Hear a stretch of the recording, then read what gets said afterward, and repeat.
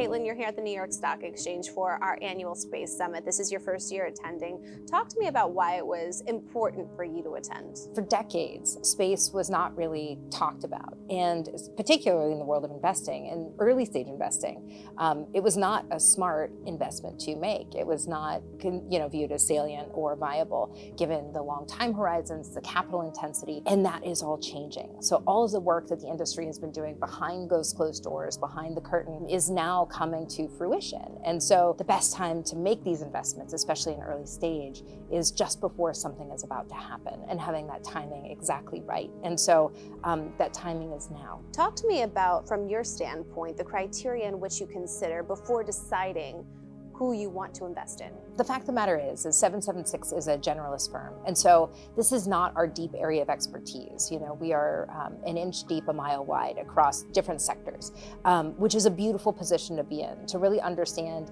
how all of these economies fit together. And for me, the interesting thing about space is that they're actually creating their own new economy. And so the in-space economy for me is wildly fascinating. And the opportunity, from an investment perspective, is massive. And the opportunity and the capabilities that this is going to breed for us here on Earth, for humanity, the human side of this is absolutely fascinating for me. And so we typically make one moonshot investment per fund. And so we're relatively new to the space as investors, to the sector, I should say. Yeah, the sector of space, yes.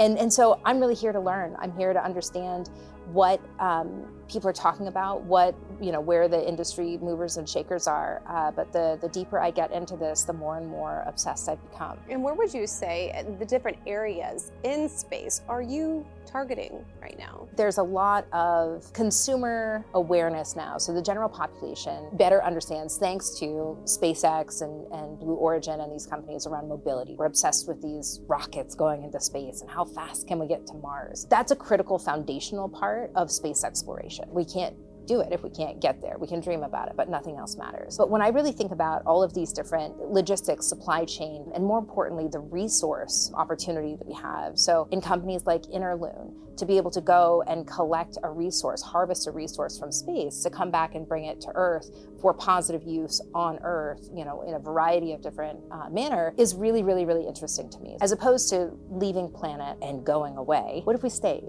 But use what is now within our reach and expand our reach within the universe to come back and make life on Earth really sustainable and viable. Oh, we have a lot to look out for in this sector. Absolutely. Thank you so much, Katelin, for joining me today. Thank you, Trinity.